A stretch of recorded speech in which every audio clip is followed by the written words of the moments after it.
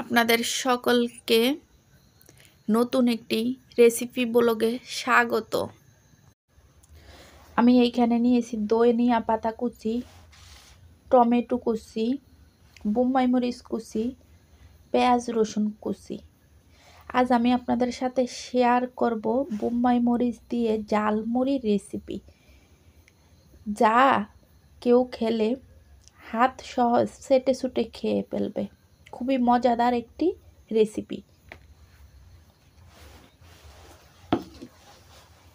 এইখানে আমি একটি বাটি নিয়ে নিলাম। এখন এক এক করে সবগুলো কাটা টমেটো দিয়ে দিব। টমেটোটা দিয়ে দিচ্ছি, দিয়ে দিলাম ধনিয়া পাতা, দিয়ে দিলাম বোম্বাই মরিচ কুচি, এইখানে দিয়ে দিলাম পেঁয়াজ রসুন কুচি।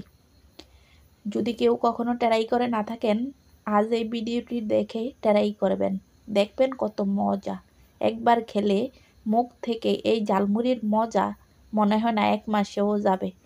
দিয়ে দিলাম এখানে পেঁয়াজ রসুন কুচি। এখন আমি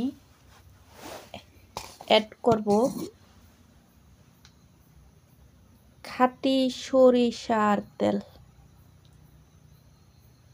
দিয়ে দিলাম সরিষার তেল। এখন দিয়ে দিব চানাচুর।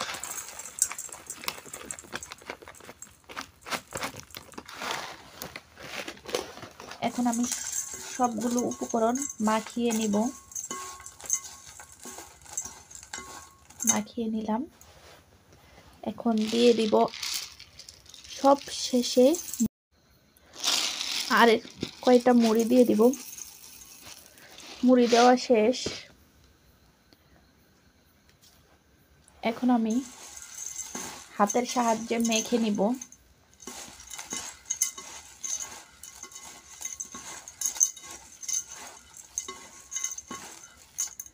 দেখেন কত সুন্দর একটা কালার আসছে।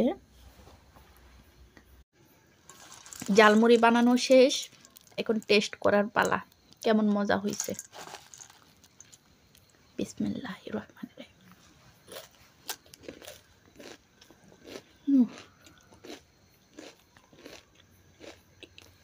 অনেক মজা হয়েছে, অনেক মজা।